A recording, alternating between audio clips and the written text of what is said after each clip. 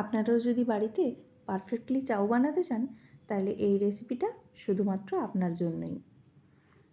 চাউটা কিন্তু দেখতে যতটা সুন্দর হয়েছিল খেতেও কিন্তু ততটাই সুন্দর হয়েছিল। চলুন দেখে নিই পুরো রেসিপিটা। প্রথমে একটা প্লেটে আমরা সব চাউগুলো প্যাকেট থেকে খুলে রেখে দিলাম। আমি নিয়েছি এখানে 6 প্যাকেট মতো চাউ। আপনারা আপনাদের পরিমাণ মতো আপনারা চাউ নেবেন। এবার একটা পাত্রে উষ্ণ গরম জল নিলাম, নিয়ে চাউগুলো এর মধ্যে দিয়ে দিলাম। দিয়ে দেব একটু পরিমাণ নুন। এতে কি হবে, চাউয়ের ভেতর নুনগুলো ঢুকে চাউয়ের টেস্টটা সুন্দর করে তুলবে। আমাদের চাউ হয়ে এসেছে, এবার এটাকে আমি ছেঁকে নেব।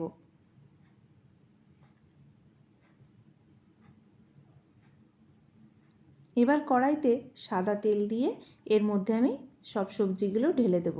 আমি এখানে নিয়েছি পেঁয়াজ, আলু, বিনস, আর নিয়েছি গাজর, আর নিয়েছি বাঁধাকপি। আপনাদের বাড়িতে চাউয়ে দেওয়ার মতো যা যা সবজি থাকবে আপনি তাই দিতে পারেন। এবার আমি নুন দিয়ে দিলাম। এবার এটাকে হালকা আঁচে কিছুক্ষণ নাড়াচাড়া করে নেব।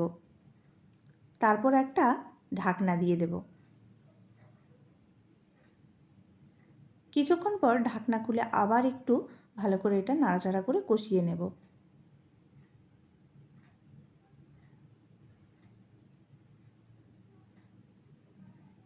আবার কিছুক্ষণের জন্য আমরা ঢাকনা দিয়ে দেব এর মধ্যে। কিছুক্ষণ পর ঢাকনা খুলে দেখছি না, সবজিগুলো সেদ্ধ হয়ে গেছে। এবার এর মধ্যে আমরা অ্যাড করব টমেটো এবং কাঁচা লঙ্কা কুচি। এবার এর মধ্যে আমরা সামান্য পরিমাণ নুন দেব। এর মধ্যে কি হবে, আমাদের টমেটোগুলো গলে যাবে। আবার কিছুক্ষণ ঢাকনা দিয়ে দেব। ঢাকনা খুলে এবার কিছুক্ষণ নাড়াচাড়া করে এবার এর মধ্যে আমরা চাউটা অ্যাড করতে পারি।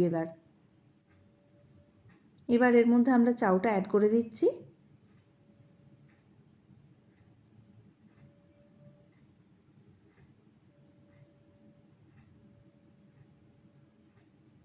চাউটা অ্যাড করে আমরা কিন্তু আঁচটা কমিয়ে দেব। এবার বাকি রান্নাটা পুরো হালকা আঁচেই হবে।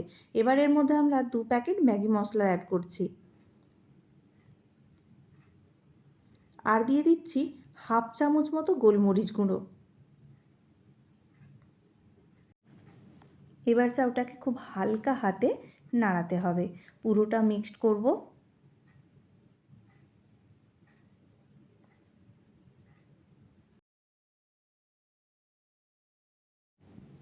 আস্তে আস্তে পুরো চাউটা মেশাবো।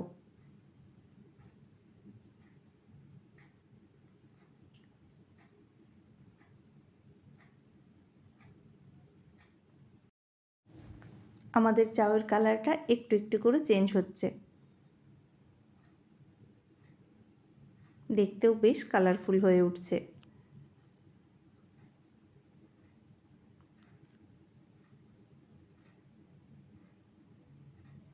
আমাদের চাউ প্রায় রেডি হয়ে এসেছে।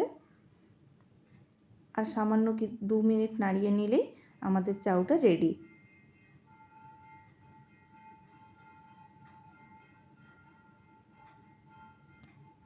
আমাদের চাউ এবার রেডি। আপনাদের যদি ভিডিওটি ভালো লাগে লাইক, কমেন্ট এবং সাবস্ক্রাইব করবেন।